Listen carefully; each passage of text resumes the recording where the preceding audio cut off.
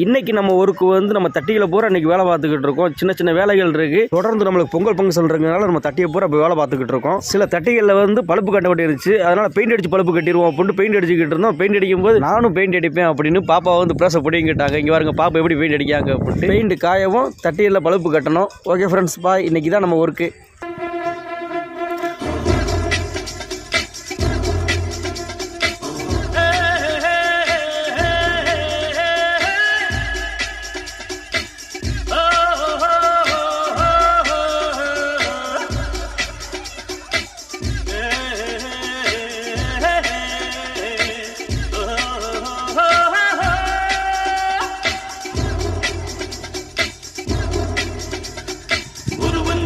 முதலாளி உலகில் மற்றவன் தொழிலாளி, விதியை நினைப்பவன் ஏமாளி, அதை வென்று முடிப்பவன் அறிவாளி.